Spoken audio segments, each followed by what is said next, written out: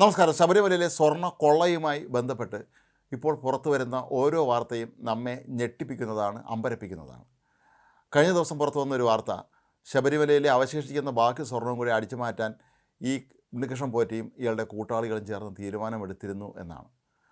മാത്രമല്ല, ഇവർ ബാംഗ്ലൂരിൽ ഒത്തുകൂടി ഗൂഢാലോചന നടത്തിയെന്നും പറയുന്നുണ്ട്. ഇനി എന്താണ് ചെയ്യേണ്ടത്?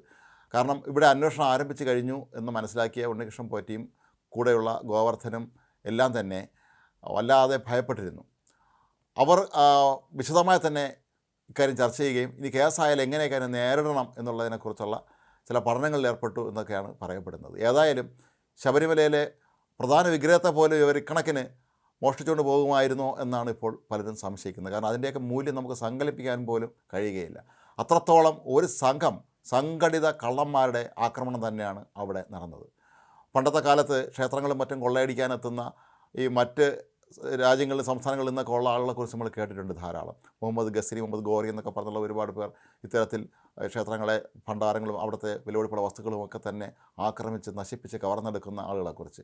അവരെക്കാളും നികൃഷ്ടന്മാരായ ആളുകളാണ് ഇവരെന്നുള്ളതാണ് നമ്മളിപ്പോൾ മനസ്സിലാക്കേണ്ടത്. ഇവർ തന്നെയാണ് അവിടെ ഇരുന്ന് പൂജാരിയുടെ വേഷത്തിലും മറ്റും ആളുകളെ കബളിപ്പിച്ചത് എന്ന് പറയുമ്പോൾ ഇതിൻ്റെ തട്ടിപ്പിൻ്റെ ആഴം എത്രത്തോളം വലുപ്പത്തിലുള്ളതാണെന്ന് നമുക്ക് മനസ്സിലാക്കാൻ കഴിയും. ഇത് തന്നെയാണ് കഴിഞ്ഞ സുപ്രീം കോടതിയും പറഞ്ഞത്. നിങ്ങൾ ദൈവത്തെ പോലും വെറുതെ വിട്ടില്ല എന്ന്. ദേവസ്വം ബോർഡ് മുൻ അംഗമായ കെ പി ശങ്കരദാസിൻ്റെ ഹർജി പരിഗണിക്കുന്ന വേളയിലാണ് സുപ്രീം കോടതി ഇക്കാര്യത്തിൽ ശക്തമായ നിലപാടും സ്വീകരിച്ചത്.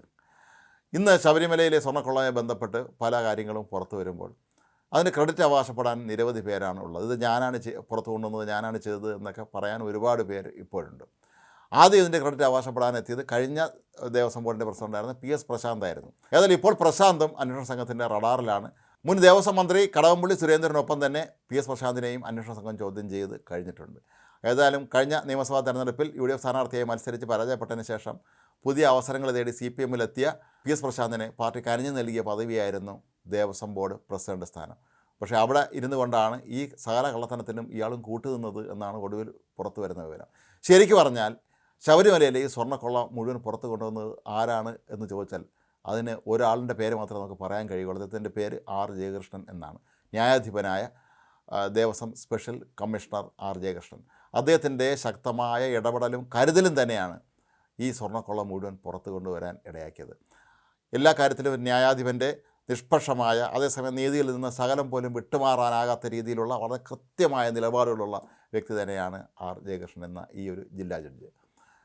ചുരുക്കം പറഞ്ഞാൽ ശബരിമലയിൽ ഉണ്ണികൃഷ്ണൻ പോറ്റിയുടെ വലയിൽ വീഴാത്ത അപൂർവം പ്രമുഖരിൽ ഒരാളായിരുന്നു ദേവസ്വം സ്പെഷ്യൽ കമ്മീഷണർ എന്ന് തന്നെ നമുക്ക് കണക്കാക്കേണ്ടി വരും. കാരണം മറ്റുള്ളവരെല്ലാം ഇയാൾ ഇപ്പോൾ ഏതാണ്ട് വലവീശി പിടിച്ച് ഇയാളുടെ ഗൂഢസംഘത്തിൽ ചേർത്തിരുന്നു എന്ന് വേണം കരുതാൻ. MR രാജ്കുമാർ എന്ന ഉന്നത പോലീസ് ഉദ്യോഗസ്ഥൻ്റെ ട്രാക്ടർ യാത്രയെ സംബന്ധിച്ച വിവരങ്ങളും അതിൻ്റെ ചിത്രങ്ങളുമൊക്കെ തന്നെ ഹൈക്കോടതിക്ക് റിപ്പോർട്ട് നൽകിയതും ഇതേ ദേവസ്വം കമ്മീഷണർ തന്നെയായിരുന്നു. കാരണം നീതിയുടെ കാര്യത്തിൽ അദ്ദേഹത്തിന് വലിപ്പച്ചെറുപ്പമില്ല. നീതിയുടെ മുന്നിൽ ഒരു ന്യായാധിപൻ്റെ ആ ശരിയായ ആ രീതി തന്നെയാണ് അദ്ദേഹം അവിടെ മുന്നോട്ട് കൊണ്ടുപോയത്. ഇവിടെ നമുക്ക് ശബരിമല സ്വർണ്ണക്കൊള്ളയുമായി ബന്ധപ്പെട്ട് തൻ്റെ അനുമതി കൂടാതെ ശബരിമലയിലെ സ്വർണ്ണപ്പാളികൾ സ്വർണ്ണഭൂഷാനെന്ന് പറഞ്ഞ് പുറത്ത് കൊണ്ടുപോയി എന്ന് പറഞ്ഞ് ഹൈക്കോടതി ദേവസ്വം ബെഞ്ചിന് റിപ്പോർട്ട് നൽകിയത് ഇതേ R ജയകൃഷ്ണൻ തന്നെയായിരുന്നു.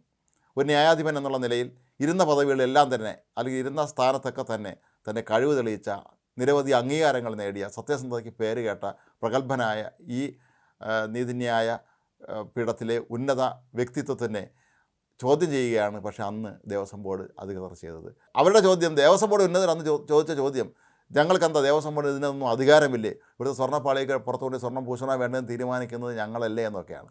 ഏതായാലും ആ സംഭവത്തിൻ്റെ പിന്തുടർച്ചയായിട്ടാണ് പിന്നീട് ഓരോരോ സംഭവങ്ങൾ വരുന്നതും. ഒടുവിൽ അന്നത്തെ ദേവസ്വം ബോർഡ് അധികൃതർ, ഉന്നത ഉദ്യോഗസ്ഥന്മാർ, മുൻ ദേവസ്വം ബോർഡ് പ്രസിഡന്റുമാർ, മുൻ മന്ത്രി തുടങ്ങിയ എല്ലാവരും ഈ കേസിൽ കുടുങ്ങിയതിൻ്റെ അടിസ്ഥാന കാരണങ്ങളിലൊന്ന് ഈ ഒരു റിപ്പോർട്ട് തന്നെയായിരുന്നു. അദ്ദേഹത്തിൻ്റെ കരുതലും കണ്ടെത്തലും തന്നെയായിരുന്നു.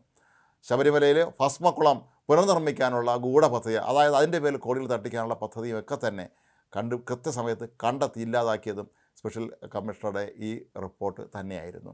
ഏതായാലും ശബരിമലയെ സംബന്ധിച്ചിടത്തോളം അത് അയ്യപ്പൻ എല്ലാം കാണുന്നുണ്ട്, അയ്യപ്പൻ നീതി നടപ്പാക്കി എന്നൊക്കെ CPM നേതാവായ AK ബാലൻ പറയുമ്പോൾ അന്ന് ആരും സങ്കല്പിച്ച് കാണില്ല അയ്യപ്പൻ കൃത്യമായ നീതി നടപ്പിലാക്കിയത് ഒരു നീതിന്യായ വകുപ്പിലെ ഏറ്റവും പ്രമുഖനായ, ഏറ്റവും സത്യസന്ധനായ, നീതിമാനായ ഒരാളിൻ്റെ കൈകളിലൂടെയാണ് എന്ന്. ദേവസ്വം ബോർഡിലെ ഉന്നതന്മാരെയൊക്കെ തന്നെ രക്ഷിക്കാൻ രംഗത്തിറങ്ങിയ CPM നേതാക്കൾ പലരും പിന്നീട് പുറകോട്ട് പോകുന്ന കാഴ്ചയാണ് നമ്മൾ കാണുന്നത്. ഹൈക്കോടതിയുടെ ദേവസ്വം ബോർഡിനായുള്ള ബെഞ്ച് പ്രത്യേക അന്വേഷണ സംഘത്തെ നിയോഗിക്കുകയും കൃത്യമായി ഇവരുടെ അന്വേഷണം നിരീക്ഷിക്കുകയും ചെയ്യുന്ന ഒരു അവസ്ഥയിലാണ് ഇപ്പോൾ മുന്നോട്ട് പോയിക്കൊണ്ടിരിക്കുന്നത്. അതുകൊണ്ട് തന്നെയാണ് ഇടയ്ക്കിടയ്ക്ക് ഹൈക്കോടതി ഇക്കാര്യത്തിൽ ശക്തമായ ചില ഇടപെടലുകൾ നടത്തുകയും ചില വിമർശനങ്ങൾ ഉന്നയിക്കുക തന്നെ ചെയ്യുന്നത്. അപ്പോൾ ഏതായാലും ശബരിമലയിലെ സ്വർണ്ണക്കൊള്ള സംബന്ധിച്ച് ഇനിയും ഒരുപാട് റിപ്പോർട്ടുകൾ പുറത്തു വരും.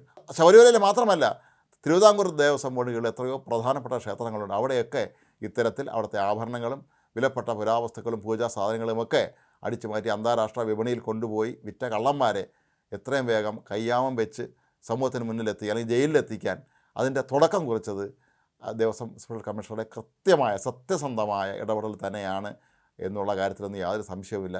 ഇതിൻ്റെ മുഴുവൻ ക്രെഡിറ്റും നമ്മൾ നൽകേണ്ടത് ആർ ജയകൃഷ്ണൻ എന്ന ന്യായാധിപന് തന്നെയാണ്.